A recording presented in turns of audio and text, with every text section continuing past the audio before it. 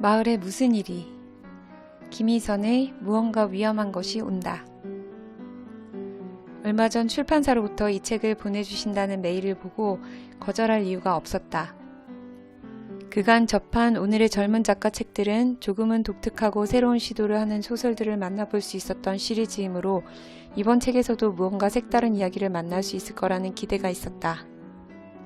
초록색 표지에 표정을 잃은 사람들이 손에 손을 잡고 춤을 추는 모습은 가히 엽기적이었다. 그림이 책의 내용을 암시하는 듯했다. 공식적으로 이 이야기는 2월 16일 화요일부터 2월 22일 월요일까지 일주일 사이에 벌어지는 일이다. 하지만 사건들은 수십 년 전에 있었던 일들부터 현재까지 필요에 따라 시간을 넘나들며 진행된다.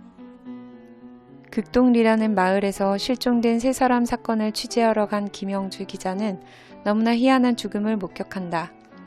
죽은 노인이 그 마을에 들어온 신재생에너지 사업을 반대했던 사람이라는 것을 알게 되고 무언가 이상한 낌새를 눈치챈다.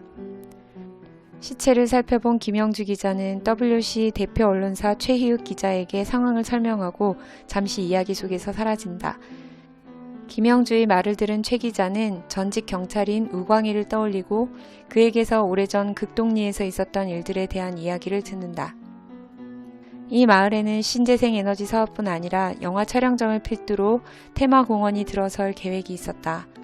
현재 한참 촬영 중인 영화 베트론 마스의 황당한 사건과 실제 마을에서 벌어지는 일은 상관관계를 갖는다.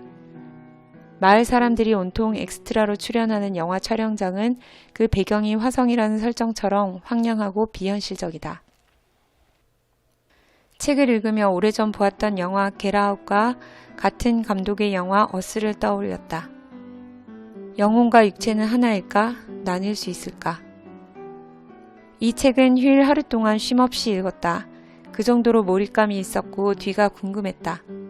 다소 복잡하고 이해되지 않는 부분들도 있었지만 그럼에도 무척이나 흥미로운 소설이었다. 이 책을 좋아한 이유를 생각해 보았다. 작가가 현재 원주에서 약사일을 병행하고 있다는 것이 놀라웠다. 40대의 늦깎이 소설가가 된 그녀의 사연이 흥미로웠고 약사일도 소설가 일도 사람을 탐구한다는 것의 맥락을 같이 한다는 그녀의 인터뷰 기사에 공감이 갔다. 요즘 관심있게 생각하는 신재생 에너지가 등장한 것도 좋았다. 태양열 에너지를 얻기 위해 산등성이의 나이 많은 나무들을 뽑아버리는 일들을 보며 마음 아파했던 기억이 떠올랐다. 마지막으로 이 책은 미스터리한 사건을 다루고 있다는 것이다. 책 속 세상에서 가능한 희한한 일들을 주인공도 언제 맞닥뜨릴지 모른다는 조마조마함이 책의 전반에 깔려있다. 이 마을 이야기를 접하며 요즘 신문을 연일 장식하는 암 환자가 많은 공장 마을이 떠오르기도 했다. 개발로 인한 자연 파괴, 점점 병에 걸리는 주민들의 이야기는 사실 어제 오늘 일이 아니다.